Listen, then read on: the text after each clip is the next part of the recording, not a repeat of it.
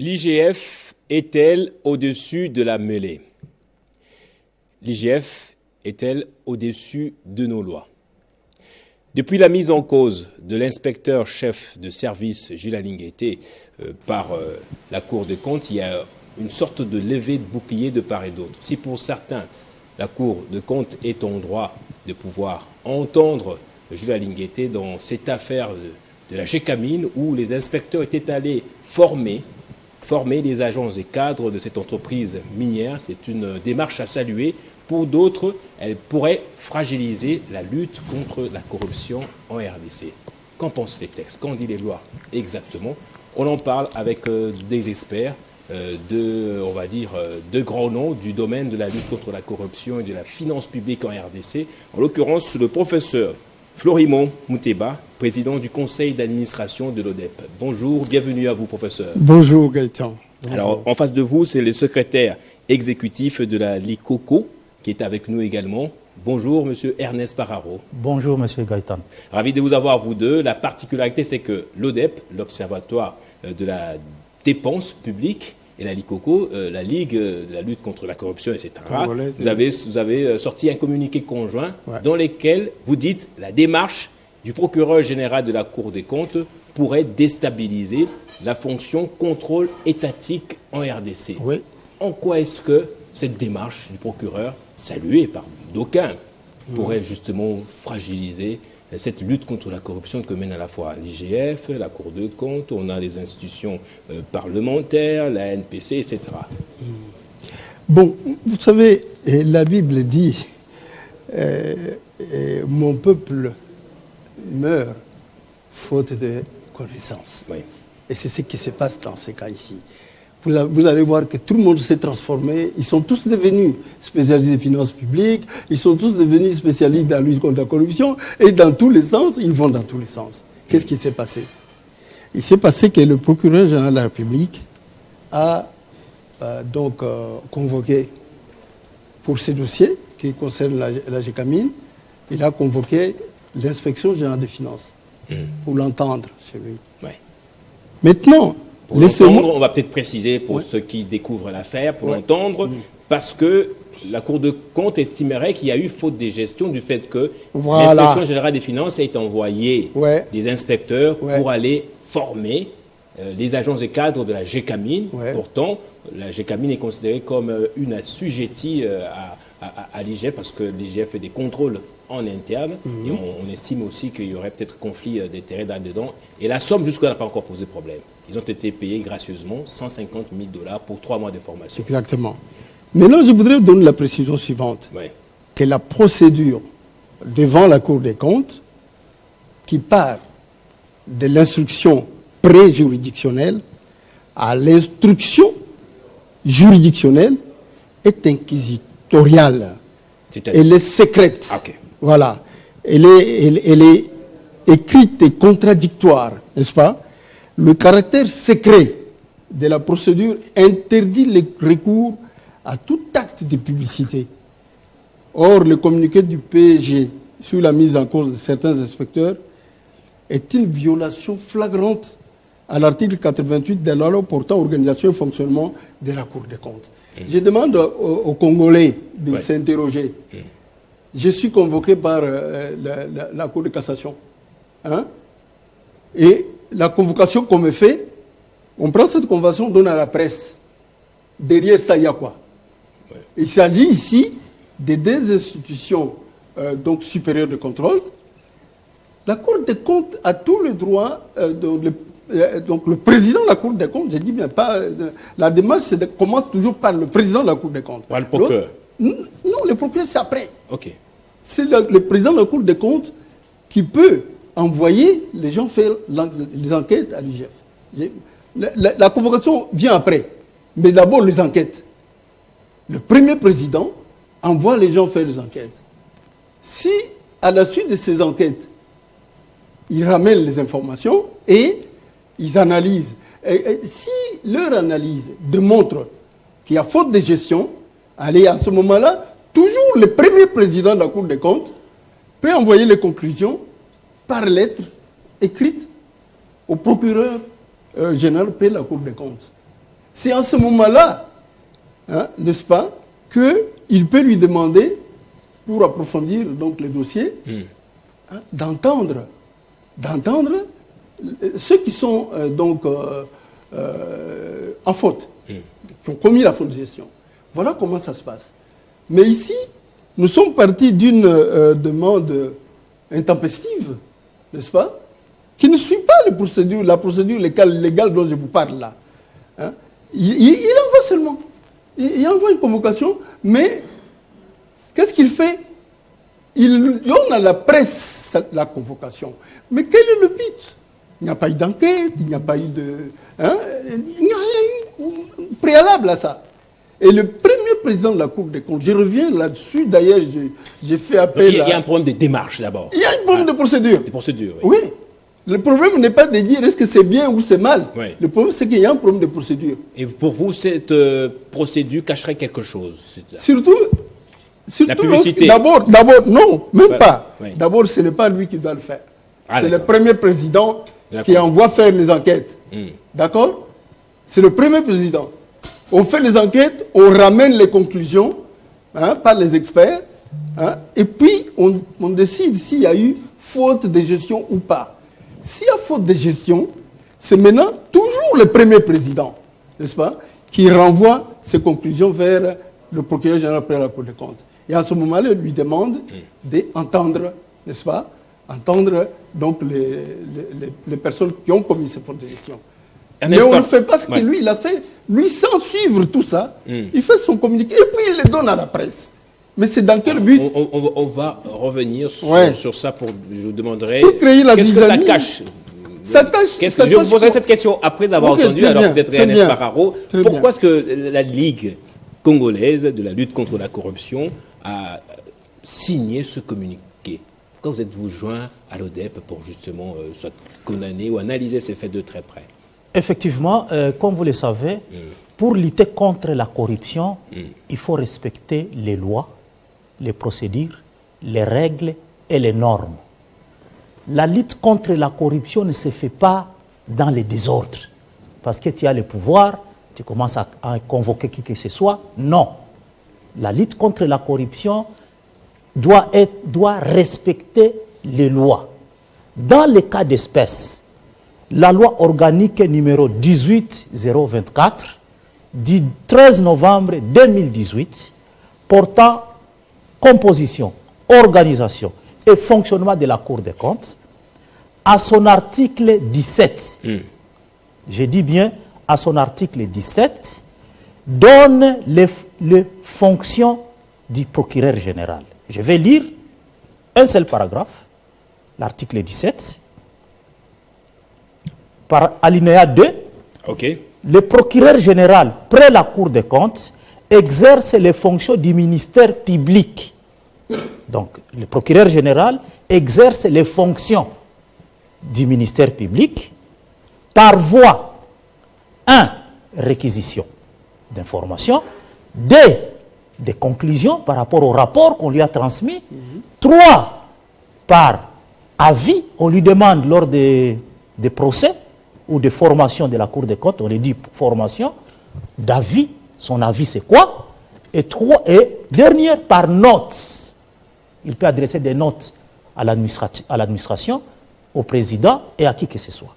Donc, la démarche menée actuellement par le procureur général ne va à l'encontre de cet article. Alinéa. Oui. Ça, c'est la première des choses. Mais l'alinéa 4 précise encore, le procureur défère à la Cour des comptes, vous comprenez? Le procureur défère, qu'est-ce que signifie déférer? Transmet. Remettre, effectivement. À la Cour des comptes, les opérations présumées constitutives de gestion des faits, à son initiative ou à la demande du ministère ayant les finances ou le budget dans ses attributions, d'autres ministères intéressés. Il défère. Lorsqu'il a eu cette information, qu'il y a eu paiement ou faute de gestion à la GECAMIN, il devrait déférer à la Cour des comptes. Pourquoi il doit déférer? On rentre, on va aller. La loi est tellement claire. À l'article 98 maintenant, l'article 98 donne comment on instruit. Comment est-ce que le dossier est instruit à la Cour des comptes. Je vais vous lire l'article 98, alinéa 1.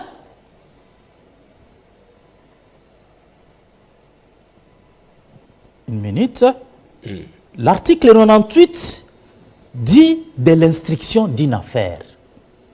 L'instruction d'une affaire s'ouvre par un ordre d'émission. C'est ce que le professeur disait.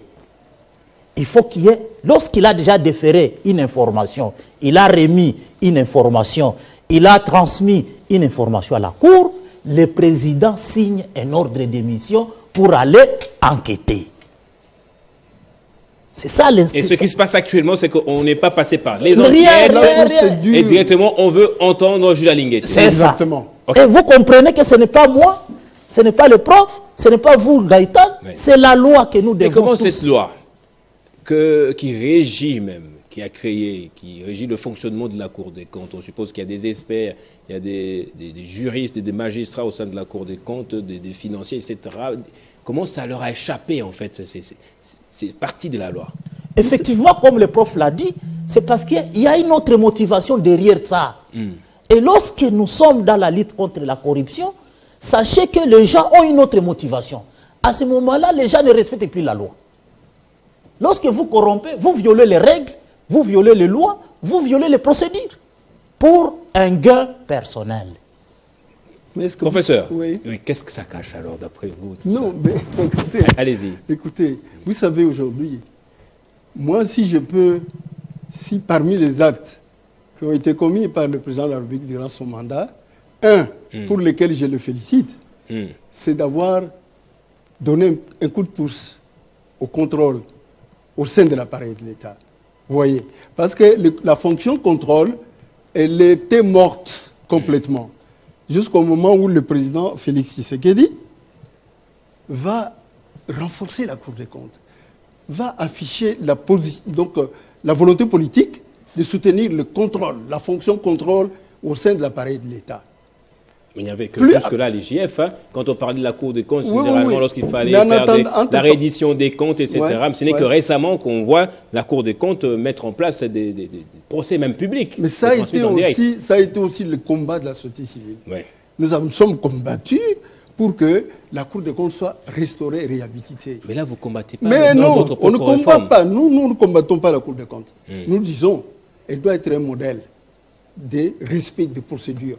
Et ce qu'ils sont en train de faire risque, ça débouche sur quoi? Deux grandes institutions supérieures de contrôle en train de se cogner les têtes. Ça veut dire quoi? Qu'est-ce qui ne pouvait pas être fait par rencontre administrative? On pouvait même le faire en dehors de procédures compliquées, mais non, ils pouvaient parler, s'appeler. Et puis, il y a moyen d'expliquer certaines choses sans passer par cette publicité qui a été faite et qui est condamnée par la loi, qui crée même la Cour des comptes. Vous allez, comment vous, procureur général, près de la Cour des comptes, vous allez convoquer votre collègue, déjà c'est une procédure bâclée, mais en même temps vous donnez ça à la presse. Le but c'est quoi? C'est de discréditer, juste discréditer l'inspection des finances. C'est tout. Parce qu'il s'agit ici, vous savez, c'est vrai que on peut voir des fautes, des erreurs commises dans cette histoire de marché, de 150 000 $. On en parlera bien évidemment. Oui, on peut voir les fautes qui sont... Maintenant, laisse-moi vous dire, je ne crois pas que M. Linguetti et son inspection générale des finances puissent être contre le fait qu'on puisse leur envoyer des enquêteurs. Non! C'est là où les problèmes se posent. Si la procédure est normale, n'est-ce pas? Elle part du premier président, elle va au contrôle à la Cour des comptes, les retours des résultats d'enquête, et ensuite on décide que c'est la faute de gestion. L'inspection des finances n'est pas contre ça. Nous non plus. On doit voir s'il n'y a pas eu... Pourquoi est-ce qu'on a donné ce marché à l'inspection des finances? Pourquoi? on peut se poser des questions. Mais cette question, nous devons la poser au donneur d'ordre, c'est-à-dire à la Gécamine. Justement. Pourquoi c'est pas à l'IGF. Oui, non, l'IGF, peut-être aurait dû, je ne sais pas, le bousculer pour lui dire non, on régularise quand même, c'est pas comme ça. Même si ce n'est que 150 000 $, mais peut-être que ça pouvait se passer autrement. Là, je n'en disconviens pas. Si, au niveau de la direction générale de la Gécamine, ils ont donc violé la loi de 2010 sur la passation des marchés, ça c'est notre dossier. Ça c'est notre dossier. Mais même pour ça, et la Cour des comptes et l'inspection générale, les constatants, pouvaient en parler sans cette publicité qui n'a que pour objectif que de détruire la fonction contrôle au sein de l'État congolais. Je vais citer une organisation de la société civile, comme les vôtres en tout cas, le CENPAV, le Congo n'est pas à vendre, qui soutient la démarche de la Cour des comptes. Elle dit « Cette démarche représente un pas important vers l'affermissement de la transparence et de l'intégrité dans la gestion des affaires publiques de la RDC. » Votre réaction? D'abord, je suis très mal placé pour parler du CENPAV. Je n'entrerai pas dans trop de détails. Maintenant, le problème, c'est quoi? C'est que je voudrais que chacun fasse son travail qu'il connaît, n'est-ce pas?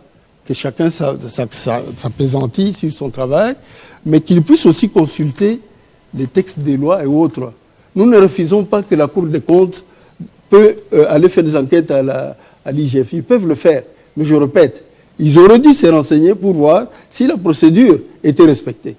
Est-ce qu'ils l'ont fait? En tout cas, ce qui est écrit, je crois que pose quand même un certain problème. Vous savez que dans le communiqué dont vous parlez, on affirme que en allant contrôler l'IGF, la Cour des comptes fait le contrôle juridictionnel. Vous avez aussi lu ça, non? Oui, exactement. Mais, attends, est-ce que les gens lisent les textes comme l'OFIP et autres pour comprendre ce que c'est qu'un contrôle juridictionnel?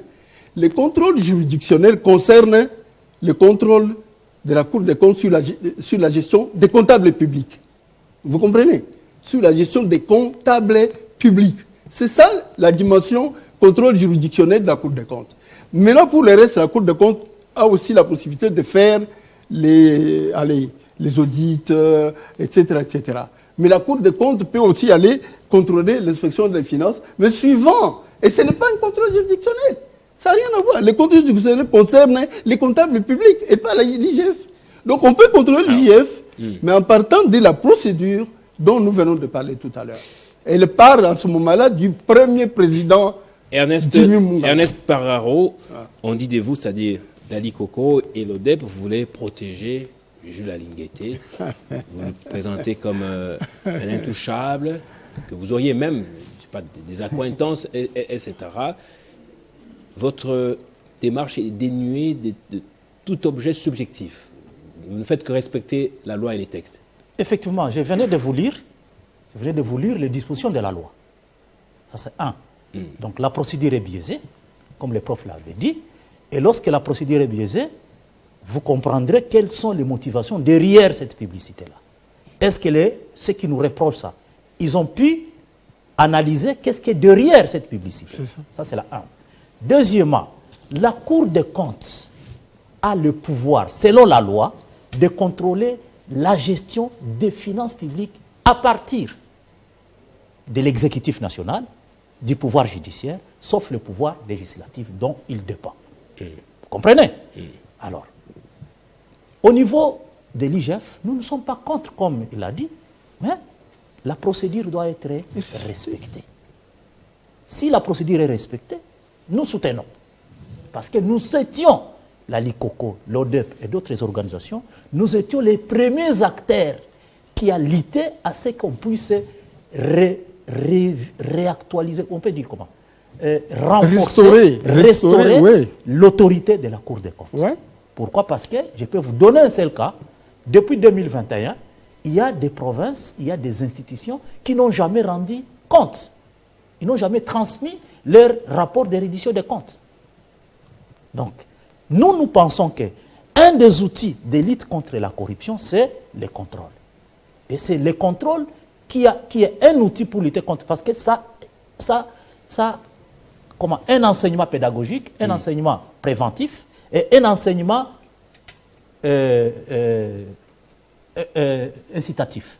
Parce que ça incite les gens à bien gérer. Et ceux qui violent à travers les contrôles, on peut les poursuivre. Vous voyez? Et c'est comme ça que nous luttons que les deux institutions puissent collaborer, puissent travailler ensemble. Parce que la gueugeur qu'ils ont profite à qui? Ça ne profite pas à l'Ikoko, ça ne profite pas à l'autre. Vous êtes tous certains qu'il y a une sorte de malaise entre les deux institutions. Je voudrais le compléter. Vous vous rappelez lors de la reddition de comptes, la loi sur la reddition de comptes qui avait été présentée par Nicolas Kazadi au Parlement. Dans cette loi sur la reddition des comptes, la Cour des comptes faisait partie des 33 institutions ou ministères qui étaient en dépassement budgétaire. Vous imaginez la Cour des comptes en dépassement budgétaire. Alors, est-ce qu'à l'époque, on a convoqué quelqu'un quelque part? Et si je vous explique pourquoi dépassement budgétaire, qu'est-ce qui était caché? Alors que leur mission n'est pas très visible même. Oui. Qu'est-ce qu'on peut dire sur ces dépassements budgétaires? Qu'est-ce qui s'est passé? Quand ils ont été installés, il n'y avait pas d'équipement suffisant, de véhicules, etc. Ils sont allés voir Nicolas Kazadi. Nicolas Kazadi, qui n'est pas là malheureusement, mais vous pouvez demander à l'IGF ou à l'autre ce que j'ai dit et parole, donc vérité sur vérité. Ils sont allés le voir. Il a autorisé qu'on puisse leur donner des moyens pour pouvoir donc acheter ce qui manquait. Mais ces moyens-là ont été surévalués. Vous comprenez? Les DIP, qui coûtent dans les 80 000, etc., ont été achetés à 270 000 $. J'ai dit ça que l'IGF me contredise. 270 000 $, n'est-ce pas? Donc, et qui a exécuté le marché? Le petit frère de Nicolas Kazadi. N'est-ce pas? Cet argent est passé par où? Par Besseko, je crois. Toujours dans les fiefs de M. Kazadi. Vous comprenez que la Cour des comptes est très mal placée pour donner des leçons aux autres. Tu vois? Parce que moi je suis au courant n'empêche quand même de que tout l'on ça. peut se questionner sur ce contrat de consultant. Je poserai des questions directes. Vous êtes d'accord que la Cour des comptes peut se saisir de l'affaire? Vous êtes d'accord avec ça? Elle peut se saisir. Vous reprochez juste la Cour des comptes de sa procédure. La procédure est biaisée, c'est tout. Et illégale. Juste la procédure. Alors, pour le reste, ils peuvent. Mais vous dites aussi que la Cour des comptes, dans le cas où elle doit saisir l'IGF, elle doit passer par le chef de l'État, absolument? La Cour des comptes? Oui, non. Le chef de l'État n'a rien à voir lorsqu'on veut enquêter ou auditer la gestion de fonds au sein de l'IGF. Si la procédure est suivie, le chef de l'État va s'opposer. Pourquoi la loi est là? Il ne doit pas s'opposer, il ne peut pas s'opposer. Et alors, pourquoi est-ce que Jules Alingueté a refusé carrément aussi publiquement Non, mais parce que la procédure est viciée. Pourquoi voulez-vous la procédure? Jules Alingueté, moi, je ne voudrais pas passer pour quelqu'un qui défend Jules Alingueté. Moi, je défends les deux institutions de contrôle. Je leur dis, arrêtez la casse. Nous avons tous travaillé pour que vous soyez en train de travailler. Maintenant, stoppez la casse. Elle ne sert à personne. Ni au président de la République qui a eu la volonté de vous restaurer, ni au peuple congolais qui a besoin que la gouvernance du pays s'améliore grâce au travail que vous devez faire. Maintenant, vous êtes en train de tout casser. Nous, on a lutté pour ça. On vous a donné, allez-y, faites. Et maintenant, vous voulez tout casser. Et c'est ça là le problème. Que la Cour des comptes respecte la procédure. Elle atteindra bien l'IGF. Alors, Ernest Pararo, est-ce que vous n'avez pas vu là derrière ce contrat de consultance une faute de gestion quand même? Il y en a, non? Oui, il y en a. Oui. Mais cela n'empêche, comme on l'a dit, lorsqu'il y a une faute, on constate. Il peut avoir une information, la loi lui donne, il défère, il remet. La loi est claire là-bas, non? Il a eu les informations, on lui a transmis les informations, il dit, on nous a transmis, c'est comment? Il défère l'information à la Cour des comptes. Dès qu'il défère l'information à la Cour des comptes, le premier président de la Cour des comptes ouvre un dossier et il signe un ordre d'émission. C'est à travers cet ordre d'émission, les gens vont aller là-bas, ils vont faire tout ce qu'ils doivent faire, et ils rentrent, ils donnent rapport. Et on leur dit même, l'ordre d'émission doit être copié au procureur général. Et non, il y a eu un ordre de démission qui a été envoyé telle place. Exact. La loi est claire. Il suffit seulement de respecter la loi, C'est tout. on arrivera au même objectif. C'est tout.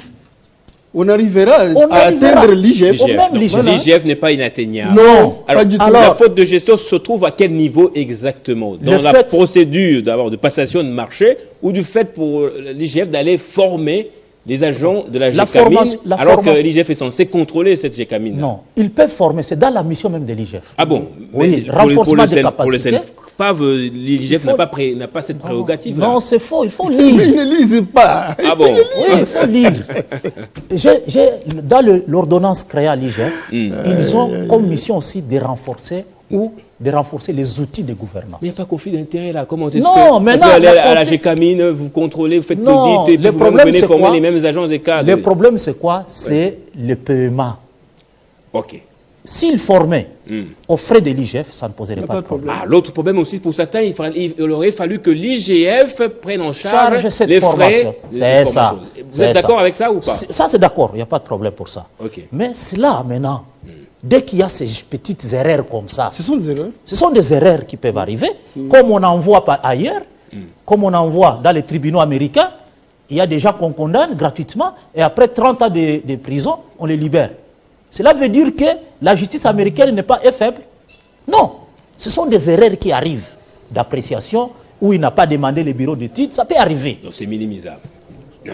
Non, Ça peut arriver. Vous savez, Oui, une oui, bon. faute est une faute. Ok. Vous voyez, pour nous, et je pense que c'est la même chose qu'à Linguette, parce que une faute est une faute, il faut la reconnaître. OK? Il faut la reconnaître. Peut-être que l'IGF aurait pu donner le conseil au directeur général de GECAMINE de lancer même un appel d'offres restreint. Ok. Il aurait pu donner cet ordre-là. Enfin, il aurait dû donner ces conseils-là, parce que c'est dans ses attributions. De dire non, pour ça, lancer quand même un appel d'offres restreint. Soit de former sur les frais de l'IGF, sur les fonds de l'IGF, alors gratuitement, soit lui dire, mais lance un appel d'offres. Maintenant, le problème est de savoir, est-ce que l'IGF pouvait répondre à cet appel d'offres ou non? Là, il faut examiner encore un peu les choses. Ça va être passation de marché. Mais Alors, des structures oui. qui sont là pour faire ce genre de formation existent. notamment. Et- oh, il y en a beaucoup. Beaucoup. Je ne peux pas. Faire la publicité. Professeur, Oui, 150 000 dollars. Oui, Gaëtan. Bon, C'est 150 comme 000 ça. dollars. Attends, je me Gaëtan. re- Attends. Allez-y alors. C'est pour cela que Prof a dit, l'IGF a commis une erreur. Tout comme la Cour des comptes qui a fait des dépassements budgétaires. C'était aussi une faute. Oui. Est-ce qu'on a fait une Et publicité sur surfacturation et tout des ça. véhicules? Est-ce que c'était une faute? Vous avez décrié ça aussi. Je l'ai Effectivement. décrit à l'époque. Ouais. Est-ce Ils que- ont fait la surfacturation de véhicules. Est-ce qu'il y a eu une publicité sur ça? Oh. Est-ce que la Cour des comptes, est-ce que le même procureur général a fait un communiqué? C'est ça là où nous disons, derrière cette publicité, se cache quelque chose. Et c'est là où... Alors, je ne sais pas pourquoi Et est-ce c'est que la là où- publicité, ça vous choquerait autant. Vous êtes Oui, ici parce à que ce Kinshasa n'est pas tous les permis jours, dans la là. loi. Vous êtes à Kinshasa tous les jours. Mais c'est Non, le procureur. L'idée c'est a le procureur. été C'est le procureur général. les invitations lancées à l'endroit des politiques, des personnalités publiques, c'est souvent Mais est-ce rendu qu'elles sont public. rendues publiques On à la dit- presse on dit- directement? on dit- ah bon, peut-être pas à la presse C'est ça. directement, mais on fait fuiter ça aussi, Mais oui, expressément. on peut faire comme des fuiter. balais Mais d'essai. lui a intentionnellement, intentionnellement. donné Ah, ça à la presse. C'est ça. C'était dans quel objectif? As-tu De déjà... tuer le contrôle? C'est ça. Oui, Gaëtan. As-tu déjà, allez-y. Oui. déjà vu un parquet ici au Congo, qui m'invite, ou qui vous invite, ou qui invite les profs, faire un communiqué? Mais c'est même Signé interdit. signé La par loi le procureur l'interdit. de la République. As-tu déjà vu ça? Non, non, non. Donc Oui. c'est ce que nous disons, c'est ce que nous disons derrière l'invitation. Il y a des problèmes. Il y a d'autres Il y a d'autres qui se choses. cachent. Cette invitation rendue publique par la presse. Alors, c'est qu'il y a un problème. 150 000 dollars pour Oui. 3 mois de formation. Oui. C'est pas dépassement, c'est pas beaucoup, c'est normal, c'est 150 000. acceptable. Bon, c'est-à-dire que moi, je suis aussi dans ce domaine-là de formation. Ah, ici, Le ok. tout est de voir, en matière de services intellectuels, chaque cabinet donne son prix. L'IGF cabinet maintenant. Mais L'IGF, ça, on ça, le prend ça maintenant pour dépend un de... cabinet, oui. C'est-à-dire que le prix peut se calculer comment? Vous prenez, par exemple, vous dites $200 par personne et par jour. Oui, les cabinets font des prix comme ça. Moi-même, j'ai un cabinet où je facture de cette manière-là.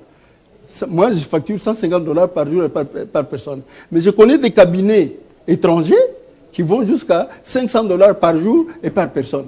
Donc, en matière de facturation de services intellectuels, on facture comme on veut. On facture comme on veut, c'est au client d'apprécier. S'il est d'accord, c'est tout. Parce que si vous voulez prendre quelqu'un qui a une expertise d'un certain niveau, il peut vous demander... Moi, je connais des bureaux d'études étrangers qui demandent $1,500 par jour pour un expert. On ne peut pas parler là de surfacturation. Non, là, on ne peut pas parler de surfacturation. La Cour des comptes s'est dit, ils se sont arrangés pour se partager des petits frais. Là, je vous dis, je suis dans le domaine des services, donc intellectuels. Les prix... c'est relatif, quoi. Oui, c'est suivant... donc, vous savez qu'on parle d'experts juniors, experts seniors, etc. Les prix dépendent de ça. Moi, il m'est arrivé de faire des activités où, en 1 heure ou 2, on me donne $1,000. Ça m'est arrivé, ça. Donc, je ne parle pas en l'air. Nous aussi à la Likoko, nous avions un contrat avec la Banque mondiale où moi, on me payait $350 par jour. Voilà. Moi, à la Ernest, j'ai gagné, pendant 30 jours, j'ai gagné 21 000. Ah, ok, c'est pour ça que je vous dis, c'est l'ignorance. Donc, ça dépend, comme le prof le dit. Mon peuple pêche par le manque de connaissances. Vous avez dit dans votre communiqué qu'on veut jeter un discrédit sur l'IGF. Pour $150. Et ça a quand même marché, ce discrédit-là? Non, il ne marchera pas parce qu'en face, ils auront des arguments techniques comme les nôtres. Ils les auront. Bon.